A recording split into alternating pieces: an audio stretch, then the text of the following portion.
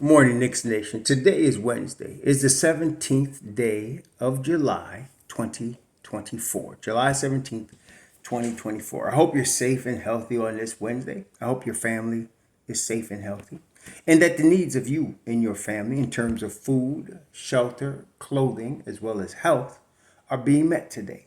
Blessings upon those that work in the healthcare field, along with the first responders who every day are trying their best to save lives. Those also that pick up garbage for us to keep our sidewalks, streets, cities clean and disease free. Those also that make deliveries of people, food, water for our convenience and mail.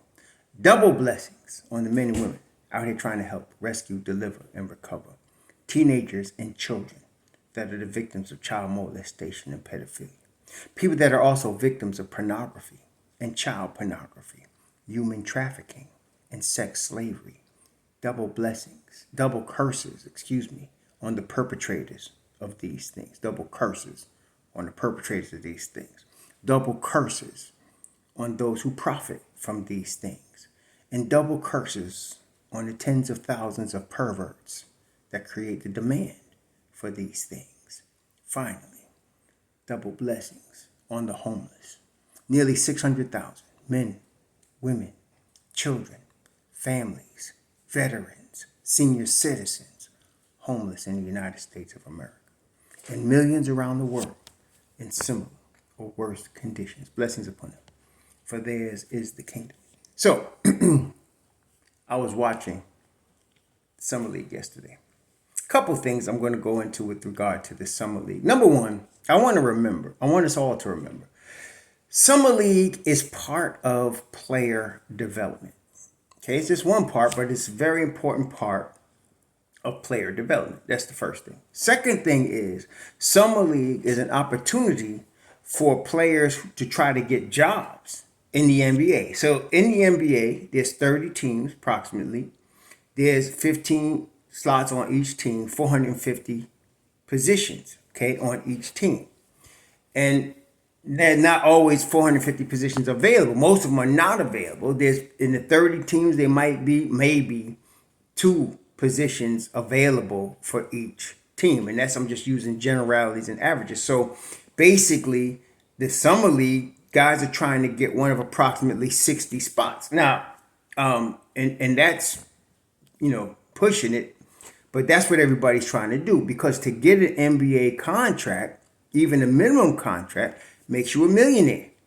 Okay, so yesterday, Cam Payne, or day before yesterday, the Knicks signed him to a 1-year vet minimum contract, which for him was about $3 million.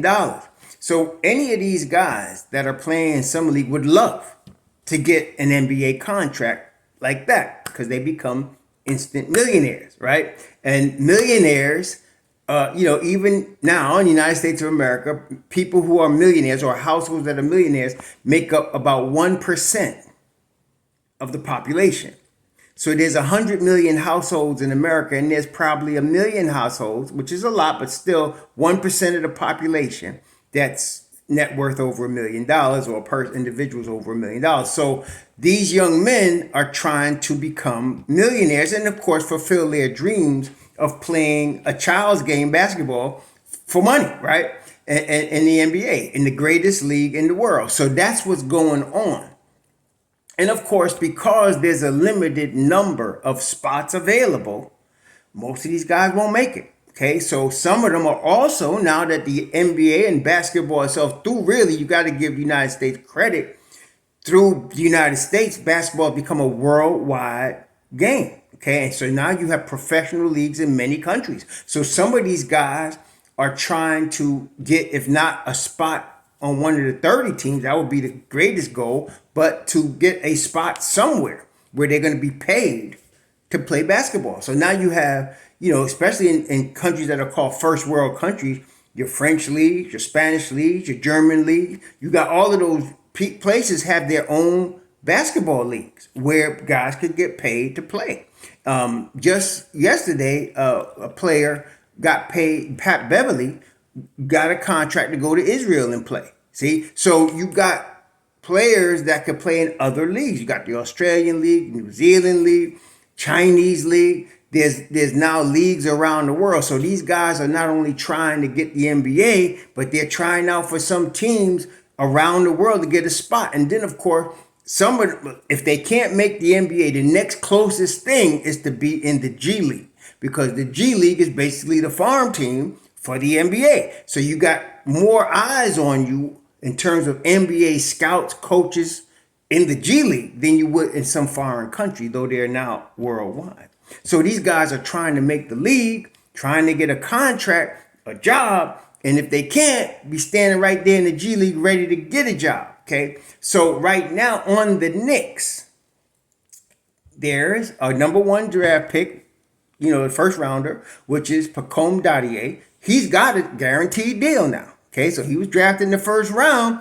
He's going to have a spot. Now, he's going to spend most of his, season, the next 3 seasons, as he should, in the G League. But he's got a spot. He's got guaranteed money. He's going to be a millionaire, and he's 18 years old. So he's got a spot. Then you got Jacob Toppin, who fought his way, literally earned his way into a spot last year. Though the Knicks did give him a little bit of a push because of his brother Obi, but he's earned this spot. Clearly, yes, as I'm watching this summer league, he's the best player on the floor.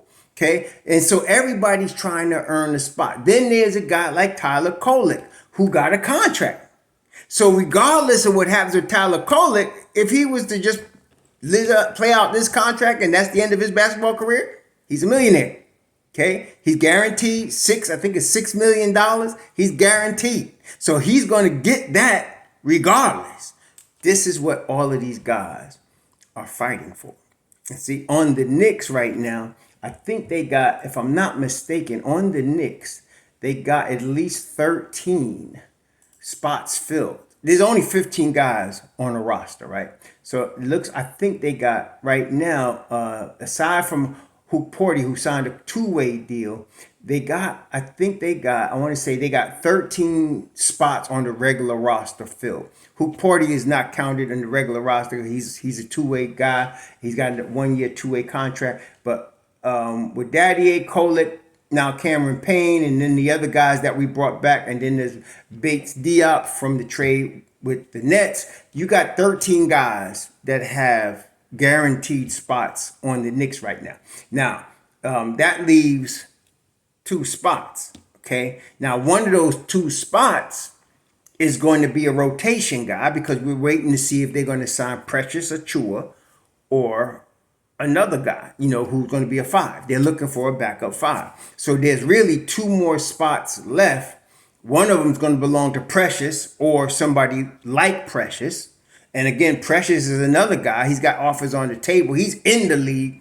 He's already a millionaire. He's going to add to that, either with the Knicks or somebody else. So really they're fighting for 1 roster spot and 1 G League spot. That's what they're fighting for right now.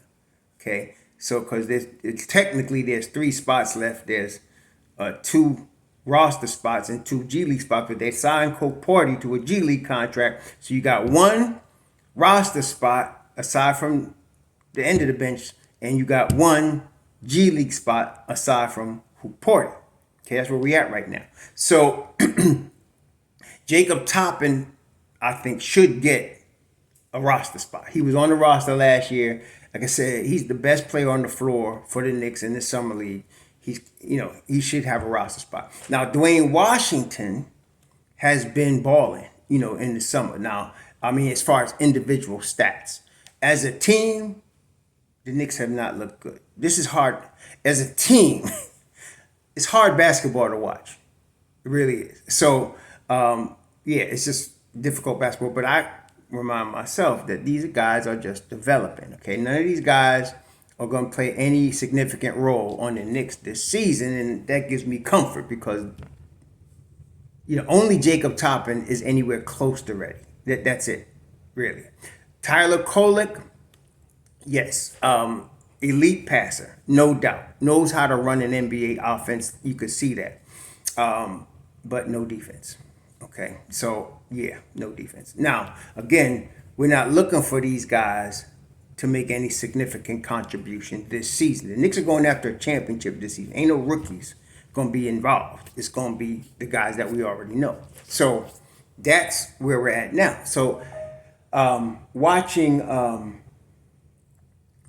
Tyler Kolek and Jacob Toppin and Hukporti and all of these guys yesterday, and during the course of this summer league, like I said, my vote would go. Though Dwayne Washington is a good example of what I'm about to say.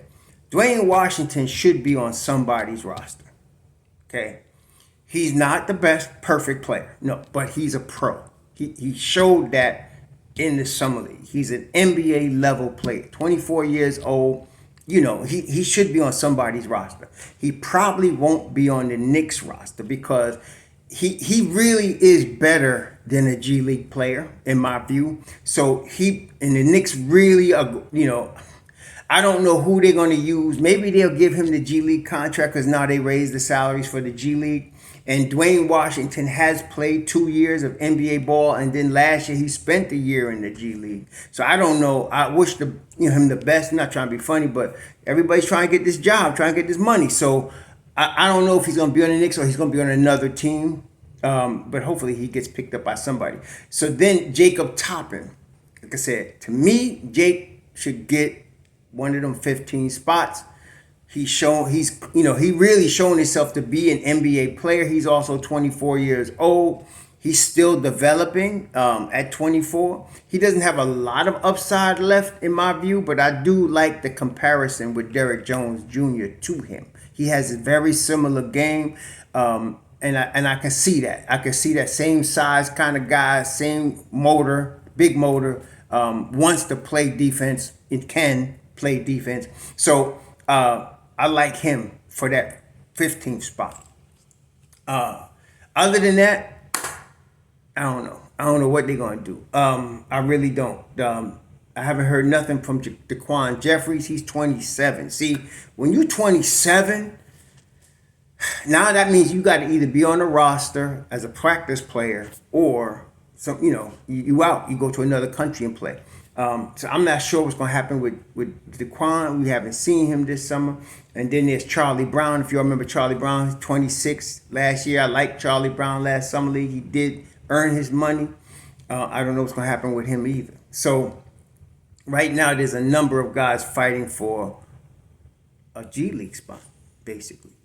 A G League spot. So Tyler Kolek, though, some of y'all tripping, man. I mean, look.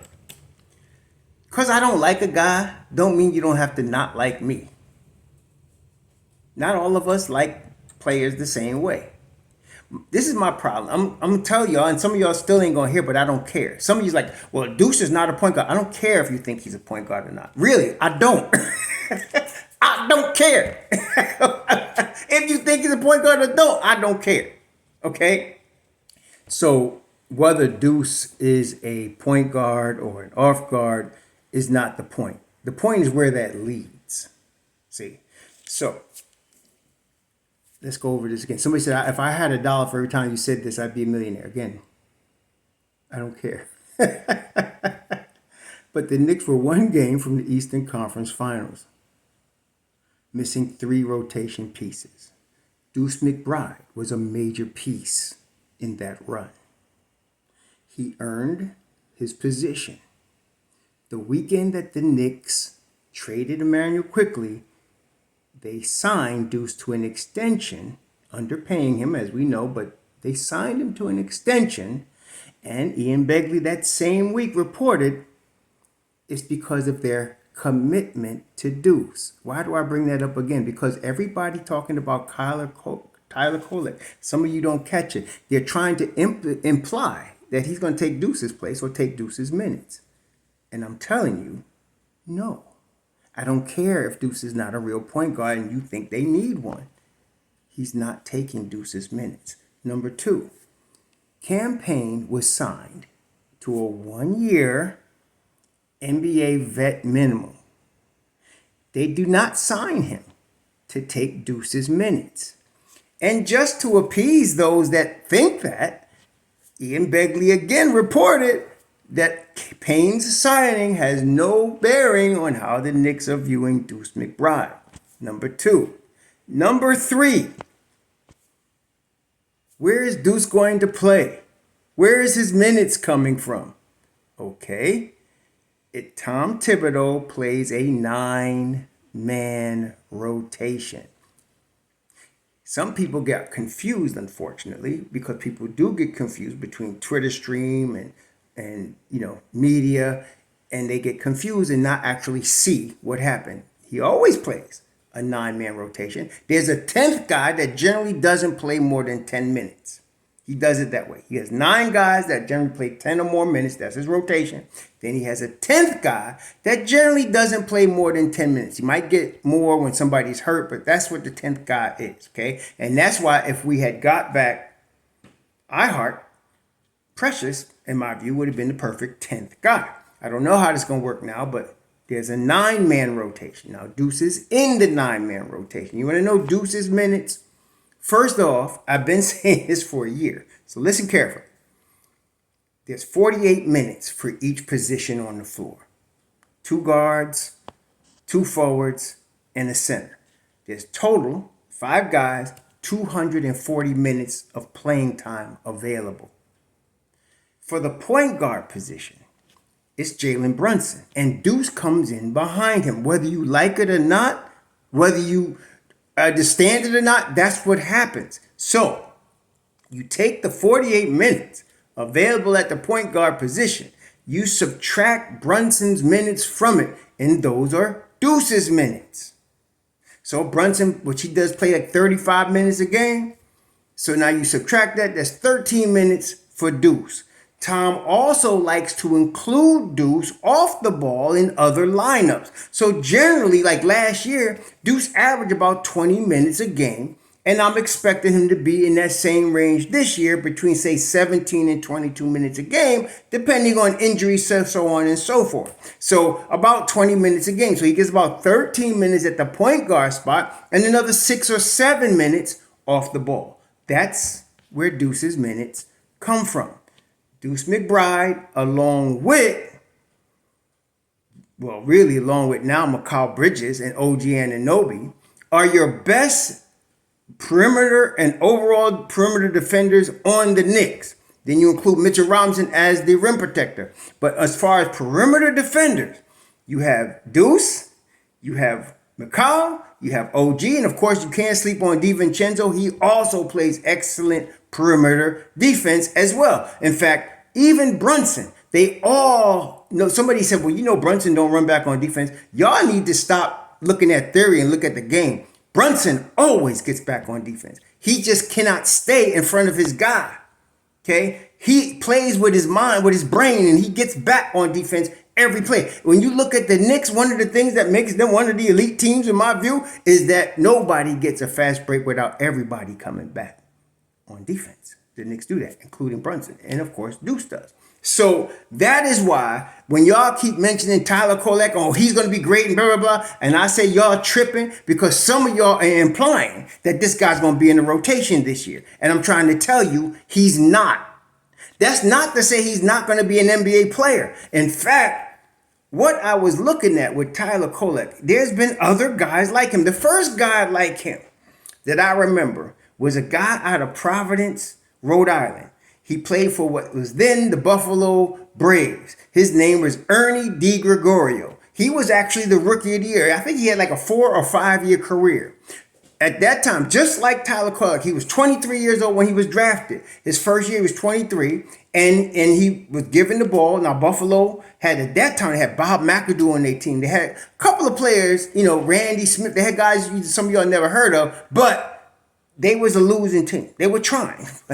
And one of the reasons that they lost is because they had no defense at the point of attack. Okay? And this is when the NBA was much more physical and tougher than it is now. You could grab, you could hold, you could push, and they did all that. And they used to call Ernie DiGregorio Ernie No D Gregorio because he could handle the ball, magnificent passer, can shoot the rock, couldn't play no defense though. See? Then later comes TJ McConnell, also entering the league at age 23. But TJ McConnell learned how to scrap on defense. Another dude that was savvy, scrapper. NBA level in terms of getting his shot off. Everybody in the world knows TJ McConnell is going to get his shot on the right side of the court about 12 feet from the basket. Everybody knows it, and you still can't stop it. That's an NBA player. Okay, everybody knows what he's getting ready to do, and you still can't stop it. Okay, that's what got him in the league, and now he learns how to scrap, and he's in a perfect spot because he sometimes starts, but he plays off the bench. His most effective role is to be in the second unit, and he is, both with Philadelphia and in Indiana. He spot starts when people are hurt, but generally he's a scrapper. He's earned his stripes, and he's now 31 years old, been in the league 9 or 10 years. That's what the ceiling is for Tyler Kolek. That's his ceiling right there. He needs to get a little. He's already a tough kid, but he needs to grow a little bit of muscle, get tougher. Look at his body and look at like TJ McConnell. They're about the same size, and you'll see a little bit more of a ruggedness with McConnell, having been in the league for all the time. So that's Tyler Kolek, and I have no problem with that. I just don't like people coming on and talking about trade Deuce because we need a center. The Knicks are not trading Deuce for no second string center. I'm sorry, it's not going to happen. And if you think that, this is the thing. I want another point I need very clear. This is now 21 minutes into this thing. I need to make sure y'all get this point, though. This ain't a democracy on my channel. There's certain guys you can't be negative about on my channel. Mitchell Robinson is one. Julius Randle's another. And Deuce McBride's another. Those are the hives on this channel. You come on my channel talking about that, you're going to get done.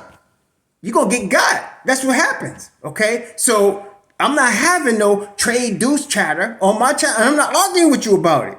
It's not happening, okay? This is Deuce Hive right here. So the Knicks are now ready for a championship run. Mitchell Robinson, Julius Randle, and Deuce McBride are pieces on that chip. Nobody in this summer league is. Nobody. Okay? Now, like I said, maybe in a couple of years, Tyler Kolek will be up in there, maybe. Talking about, Pacome Dadiet, maybe, maybe. But we'll see. Let them show they stuff now. I ain't handing none of them nothing in terms of like, oh man, we got one. No, you got to show me something. The Knicks ain't no rebuilding team no more. This is a win now squad. Don't come in here with no half behind rookie talk about he going to be a major player. Please stop. No. So right now, I hope these guys the best. Tyler Kolek got his contract. He got his money. We looking for other guys. We looking for Jake to get his spot now. He got to get his contract and his spot. So we'll see what happens. And of course, we're waiting to see, are they going to re-sign Precious? Precious going to be on another team rocking? Or are we going to get a backup center? We'll see. But that's, the next shoe to drop. According to Ian Begley and myself now, that's the next shoe to drop. I'm looking, not especially they got Brunson signed. I'm looking for them to sign somebody, and I'm hoping it's a true. But anyway, you all enjoy your Wednesday. Shalom.